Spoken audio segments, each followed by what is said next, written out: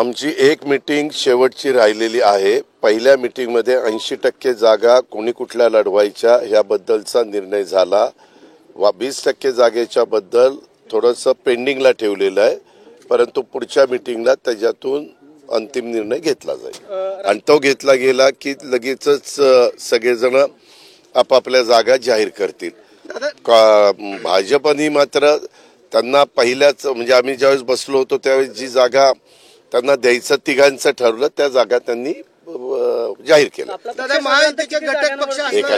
महायुतीचे घटक पक्ष मध्ये असणारे आपले विजय शिवतारेंनी अपक्ष लढण्याचा निर्णय घेतलेला आहे। मी पण तुमच्या वेगवेगळ्या चॅनलला ती बातमी बघितली, त्याबद्दल आमच्यातले काही सहकारी एकनाथराव शिंदेंशी बोलले, माझं पण शिंदे साहेबांशी बोलणं झालं।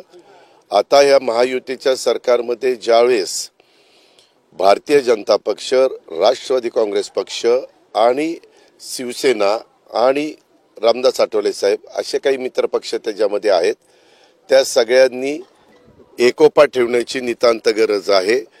काही पक्षातल्या लोकांना जर काही वक्तव्य करायचे असेल तर ती वक्तव्य करताना ह्या महायुतीला किंवा एनडीए जो घटक आहे त्याचा कुणालाही त्रास होणार नाही, कुणाच्याही भावना दुखावल्या जाणार नाही अशा पद्धतीनं सगळ्यांनी प्रयत्न केला पाहिजे।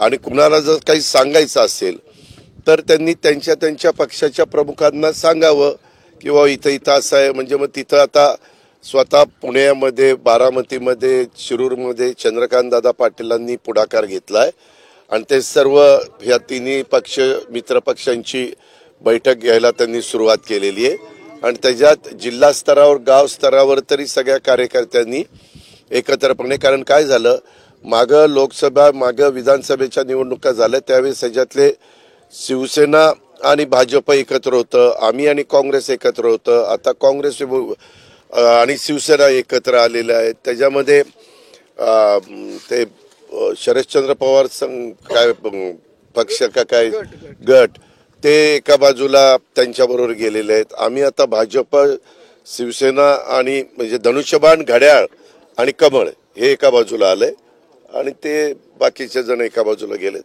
अर्थात लोकशाहीमध्ये या गोष्टी चालतात, आम्ही शेवटी विकास हा बघतो।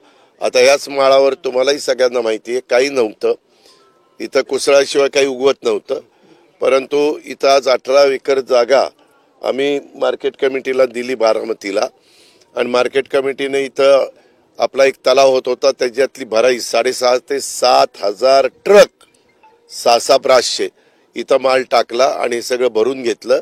आता इथं चांगल्या प्रकारचं मार्केट माझ्या सुपा परगणाला शोभेल असं करण्याच्या बद्दल आमच्या सभापती, उपसभापती आणि त्यांच्या सगळ्या मार्केट कमिटीच्या सदस्यांनी ठरवलेलं आहे। माझ्या परीनं मी पण त्यांना जेवढं काही सहकार्य करता येईल, गेले 30 वर्ष मी हेच काम बारामतीमध्ये करतोय, त्या पद्धतीने मी सहकार्य करणार आणि लवकरात लवकर हे कंपाऊंडचं काम, रस्त्याचं काम, ते जे काही आमचा कांदा विक्रीच्या करता सेल वगैरे लागतो ती सगळी कामं, काही व्यापाऱ्यांच्या करता गाळे, झाडं, ह्या सगळ्या गोष्टी आता आम्ही सुरू केलेले आहेत। दादा निलेश लंके नाराज आहेत?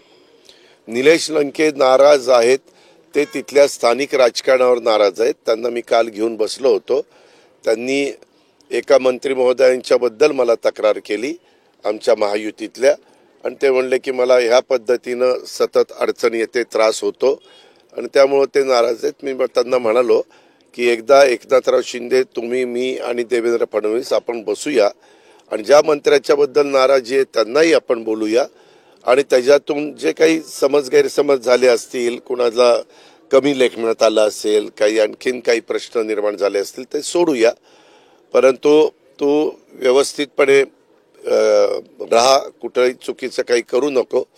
आता तो राष्ट्रवादी काँग्रेस पक्षाचा आमदार आहे, सगळ्या आमदारांना राष्ट्रवादी काँग्रेस पक्षाचा व्हीप लागू झालेला आहे। त्यांनी जर स्वतः जर काही वेगळं केलं तर मग त्यांना स्वतःला राजीनामा देऊनच करावं लागेल, म्हणजे उभं राहायचं वगैरे म्हटलं तर, असं सध्याची परिस्थिती आहे। परंतु बातम्या जोरात चाललेल्या आहेत आणि त्याला समोरच्या लोकांना उमेदवार नसल्यामुळं ते असे वेगवेगळ्या लोकांना, म्हणजे तुम्हा पत्रकार मित्रांना आठवत असेल की ज्यावेळेस ही सगळी भूमिका 2 जुलैला घडली आणि हे सगळं अस्तित्वात आलं त्यावेळेस त्यांच्यातलेच काही जण म्हणत होते की हे जे बाजूला गेले त्याच्यातल्या एकाला देखील परत घ्यायचं नाही. अजून ते बोलून 6 महिने नाही झालो तोच लगेच त्या निलेशला अरे निलेश तू आमचाच आहे, निलेश तू आमचाच आहे करायला लागले.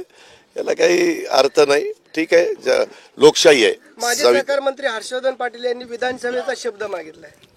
नाही, त्याच्याबद्दल आम्ही देवेंद्रजी, हर्षवर्धनजी आम्ही सगळेजण बसू. आणि ते आता भारतीय जनता पक्षाचे एक नेते आहेत.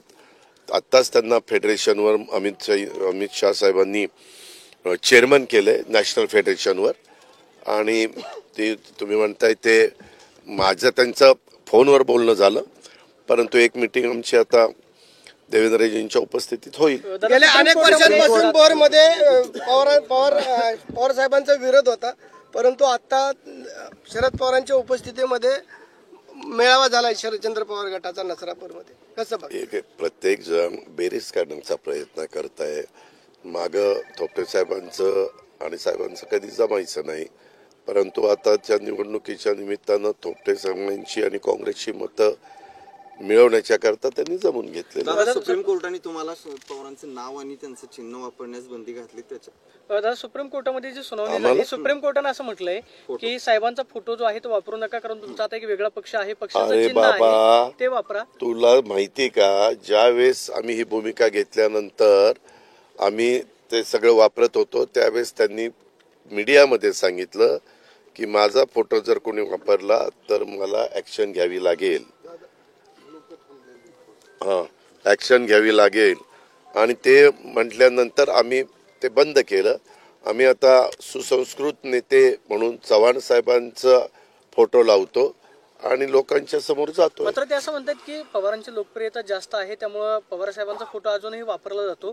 त्याचे पुरावे वकिलांनी सुप्रीम कोर्टामध्ये कुठे वापरलं सांगा नाशिक ना. जिल्ह्यामध्ये त्यांचे पोस्टर तुम्ही परवा बारामतीमध्ये नमो चा कार्यक्रम झाला, रोजगार मेळावा, कुठं तुम्ही बघितला? त्या संदर्भात जर कोणी वापरत असेल तर त्यांना, म्हणजे मला तर माहित नाही, कारण आम्ही पण सगळ्यांना सांगितलं शेवटी हयात व्यक्ती जी असते त्यांचा फोटो वापरण्याचा अधिकार त्यांच्या संमतीनेच असतो, ह्याबद्दल दुमत नाहीच. माहितीचा उमेदवार बारामतीमध्ये असणार आहे. पंतप्रधान नरेंद्र मोदी सभेकरता बारामतीत येणार. अजून आम्ही काही ठरवलेलं नाही. मी बारामतीकरांना, आज माझ्या 5-7 सभा आहेत, त्यावेळेस मला जे सांगायचं ते मी त्यांना सांगणार आहे. आता मुळातच आज मी कधी नव्हे ते 3 तास कार्यक्रमाला लेट आहे.